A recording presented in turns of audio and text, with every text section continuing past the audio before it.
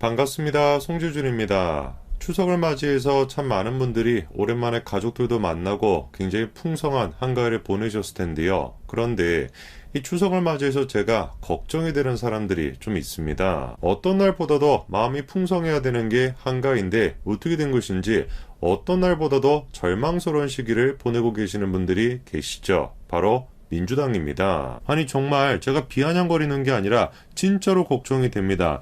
이재명이 당대표인데 민주당 국회의원들은 무슨 생각을 하고 있을까? 생각해보면은 이번에 검찰이 선거법 위반 요거 딱 한 가지를 가지고 기소를 하지 않았습니까? 그런데도 민주당 전체가 망한 것처럼 저렇게나 난리를 치고 있는데 지금 뭐 선거법 위반 이게 문제가 아니거든요. 누가 보든지 간에 현재 이재명 호에 올라타는 건 골로 가는 지름길이에요. 그런데 가만히 보니까 민주당 내부적으로도 벌써부터 이재명을 손절하는 분위기가 나타나고 있다고 합니다. 한번 봐야 되겠습니다. 그나마 지금이라도 정신을 차렸다니까 다행인데 과연 민주당 내부적으로 어떤 식으로 이재명에 대한 평가가 나오고 있는지 같이 한번 보시죠. 이번에 검찰이 이재명에 대한 소환조사를 통보했었을 때 논란이 됐던 게 한 가지 있었습니다. 바로 소환조사를 했던 이유였는데 검찰 측에서는 서면조사에 답이 없었기 때문에 소환조사를 할 수밖에 없다 이런 입장이었죠. 그런데 민주당 측에서는 옹색한 변명이라면서 즉각적으로 반발했습니다.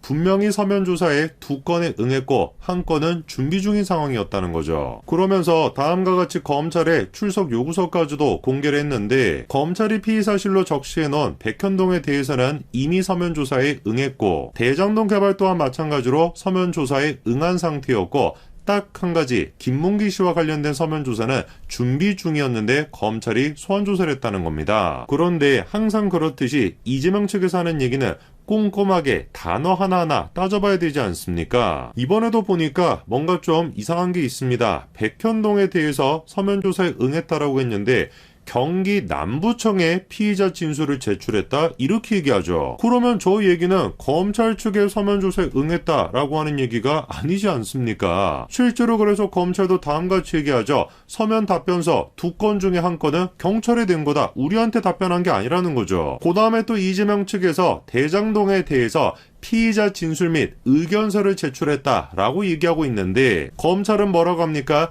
이번 소환조사 건과 상관이 없는 사건에 대해서 낸 것이다. 이렇게 얘기하고 있죠. 사실상 그러니까 서면조사에 대해서 2건은 이미 응했는데 왜 소환조사를 요청했냐? 정치 탄압이다. 라는 것 자체도 또다시 민주당의 농락이었던 겁니다. 저는 저러다 보니까 정말 민주당이 걱정이 된다니까요. 앞으로 남아있는 혐의가 얼마나 많습니까? 기소가 될 게 지금 천지로 쌓여있는 상태인데 선거법 위반 저거 한 가지에 대해서 저렇게 쌩 난리를 치고 있으니까 뭐 문자가 됐거나 뭐 개딸이 됐거나 뭐 별의별 수를 지금 다 쓰고 있는데 앞으로 어떻게 할 거냐고요 도대체. 그리고 여러분들이 잘 아시는 것처럼 결국에 소환조사에 불응했죠. 서면으로 답변했기 때문에 굳이 소환조사에 응할 필요가 없다 이거였습니다. 그런데 이번에 보니까 그렇게 보냈던 서면 답변서가 5줄도 채 안 되게 보냈다는 거예요. 분명히 검찰 측에서 많은 분량의 질문이 담긴 서면 질의서를 보냈으나 이재명 측에서 5줄 미만의 답변서를 보냈다는 겁니다. 검찰 관계자가 하는 얘기도 아주 간략하게 답변했다는 거죠. 그리고 검찰이 보냈던 많은 분량의 질문이 어느 정도인지를 보니까 무려 20쪽 분량이었다라는 거예요. 얼마나 우습습니까? 대한민국 사법체계를 법원이 됐거나 검찰이 됐거나 완전히 그냥 자기 밑에 있다라고 생각하는 겁니다. 그게 아니고서야 질의서에 어떻게 저렇게 성의 없이 답변을 보낼 수가 있겠어요. 그 답이 없는 겁니다. 말 안 듣는 애는 어떻게 해야 됩니까? 혼을 내야지. 그 혼날 사람들이 지금 이재명 하나만 있는 게 아니죠. 민주당에 있는 친명계 여기도 싹 다 지금 혼이 좀 나야 되는데 바로 일전에 기소가 되기 전에 민주당이 뭐라고 했습니까?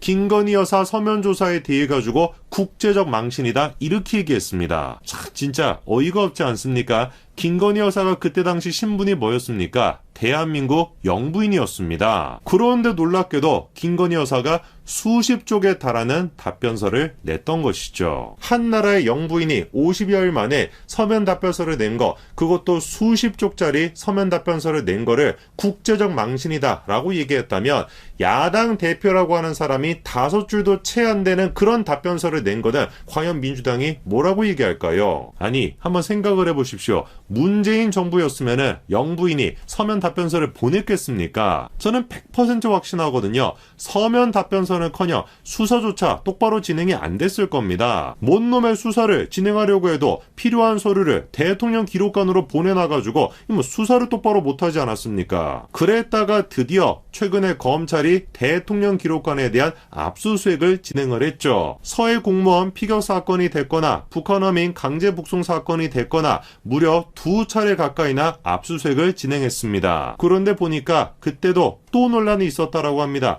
뭐 때문에 압수수색하는데 문제가 있는지를 보니까 검찰이 압수수색을 진행하는데 박지원의 변호인 측에서 문제 제기를 했다고 합니다. 한마디로 얘기해서 변호인의 실질적인 참여권을 보장받지 못했다라는 것인데 당시 주장에 따른 현장 재구성을 보니까 다음과 같이 정리가 됩니다. 대통령 기록관 직원이 참관하고 있고 검찰 관계자가 대통령 기록물을 보고 있고 변호인은 어떤 상태였다라는 겁니까? 칸막이가 쳐져 있는 상태에서 사실상 참여권을 보장받지 못했다는 거죠. 고등법원장의 영장이 필요할 정도로 대통령 기록관을 압수수색한다라는 건 정말로 어려운 일이거든요. 그런데 그렇게 힘들게 압수수색해가지고 증거를 확보했다라고 할지라도 저런 식의 문제가 발생해서 증거로 인정이 안 된다? 이거 진짜 큰일이 될 수도 있겠죠. 근데 결론부터 말씀드리면 그런 걱정을 할 필요가 없다라는 겁니다. 왜? 법으로 그렇게 되어 있으니까. 대통령 기록물 관리에 관한 법률 17조를 보면은 다음과 같이 명시가 되어 있습니다. 열람이 가능한 경우가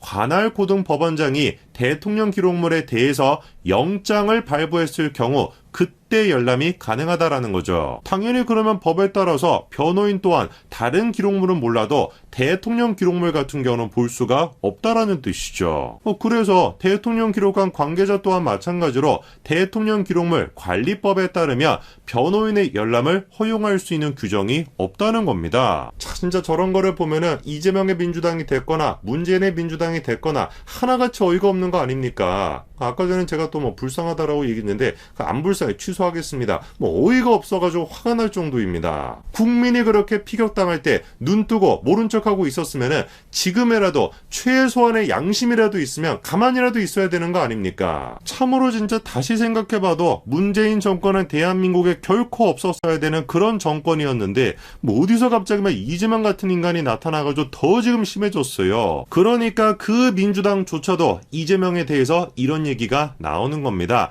선거법 기소는 시작일 뿐이라는 거죠. 재선 의원이 하는 얘기가 국민들이 이러려고 대표된 게 맞구나. 방탄조끼며 방탄모자며 다 쓴 거구나. 이렇게 생각하지 않겠냐. 선거법 관련돼서 기소를 한 거는 검찰이 잽을 날린 것이고 이제 뒤에 계속 수사 기소 펀치가 날라올 텐데 그거를 도대체 어떤 식으로 막을 수가 있겠냐는 거죠. 그리고 또 민주당 당직자가 하는 얘기가 당직자들 사이에서 이재명이랑 엮이지 않으려고 하는 분위기가 팽배하다는 거죠. 당 대표실 뿐만 아니라 공보국과 같이 대표와 가까이에서 일을 해야 하는 부서는 기피하려는 경향이 있다는 겁니다. 지금이라도 민주당 내부적으로 각성의 목소리가 나오는 거야 박수를 쳐줄 일이겠지만 아무래도 좀 현실적으로 늦지 않았나라는 생각이 드네요.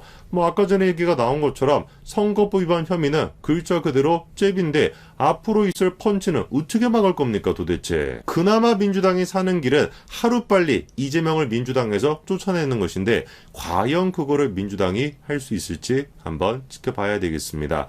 여기까지 말씀드리겠습니다. 감사합니다.